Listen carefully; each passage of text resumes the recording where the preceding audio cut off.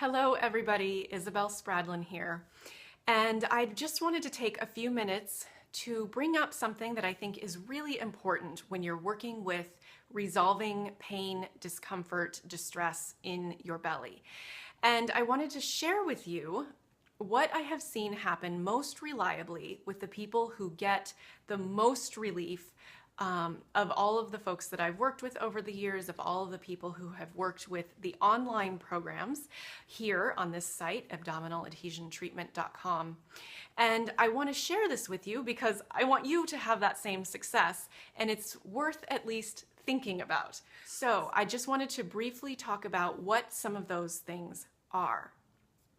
As you know, hopefully you know if you've signed up for any of my programs, from the tour of free resources to the Getting Started program to the Full Recover program, the first video of the series includes a discussion of how to think about adhesions, of course, what to do about them, of course, but also I talk about this issue that when you are resolving distress anywhere in your body, but I think it's most profound in the belly, when you are resolving that distress, there are often a lot of emotions that come up with that resolution, with the healing process. And so I want to encourage you to really take seriously the idea that it may be a good idea to seek out a counselor or a therapist, a psychotherapist of some sort, to help you work through this process, because I know it can be a burly process. I've seen over and over again that folks who are going through this really kind of need that extra support, and it's very helpful in the healing process. So that's the first and sort of primary thing that I would like you to consider. The second thing that you know, especially if you're part of the Recover program, is that movement is a huge piece of recovery. Now, I also recognize that movement can be really tricky, especially if you're experiencing acute or chronic pain, or pain that's very debilitating, that makes you feel like you cannot stand up, you can't move, you can't go about your daily life. I get it. Not only have I myself experienced that kind of pain, I work regularly with people who are experiencing that kind of pain, and I by no means intend to diminish what that is like. I also, though, want to say that movement, regular movement, even when you're in pain, speeds the healing process. Our bodies, just as humans, we are made for movement. Our bodies, our cellular structure, the way our bodies are put together, our bodies expect movement, and we really function best overall, not just in the healing process, but in all parts of our lives, when movement is part of that. So I really encourage you to find a way, even if it's very gentle movement each day, maybe if it's taking your movement up a step, maybe from gentle stretching or a slow walk around the block, just seeing if there's anything else that you can add in, maybe some gentle yoga, maybe gentle Pilates, maybe working with a physical therapist. Anything you can do to encourage movement in your daily routine really will help you to recover faster. So those are the two primary things that I see the most sort of successful people, successful in that they really make it through this process of healing from chronic, even very, very debilitating abdominal pain. They usually have some form of those two things in place.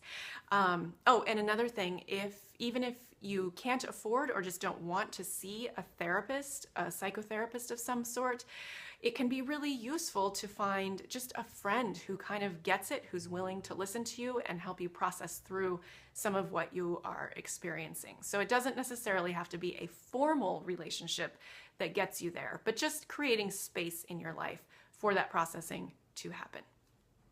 There are a couple of other things that I just want to list really quickly that I see be really beneficial to people in this overall process of moving out of the pain or distress that they're experiencing in their belly into, back into full function and into feeling really good. So here they are. So just to list them out, we've already covered, it can be really helpful to find a counselor or psychotherapist to help you with the emotional component of whatever you are resolving. movement, exercise, any way that you can figure out and to make that happen in your daily routine is so profound to the healing process. Also, people often love to work with acupuncturists.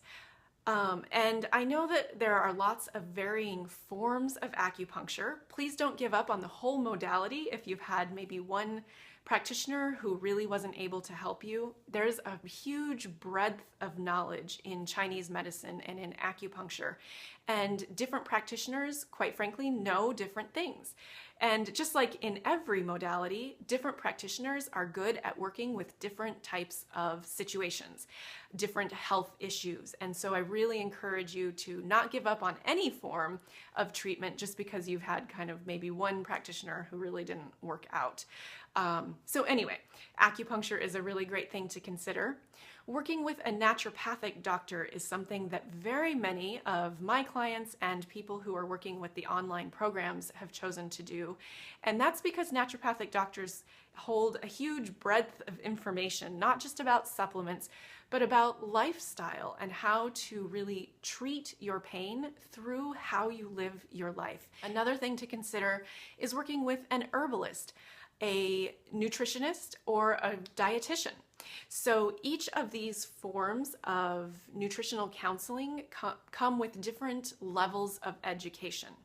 And you'll want to research that a little bit for yourself, but I definitely see people really benefiting from thinking about how diet, nutrition, and moving beyond that, how different natural herbs grown from the ground and used in a medicinal way can really affect the whole body, the whole system, the gut, and our healing function in our body in a really positive way. So I've seen people use those services really successfully as well as they're going through the hands-on belly work.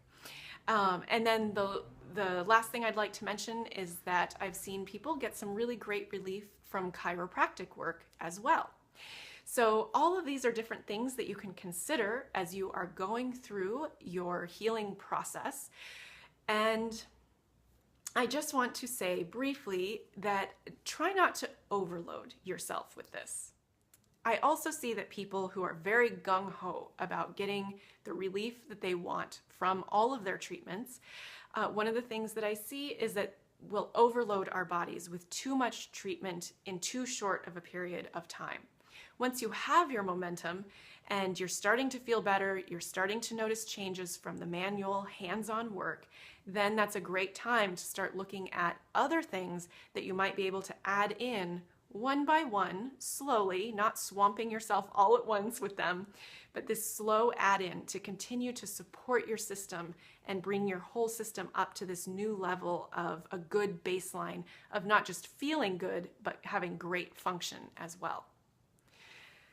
Okay, so I hope that helps you think about how to structure maybe this whole process of healing.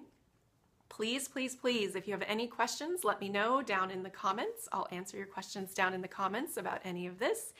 And I hope this was useful.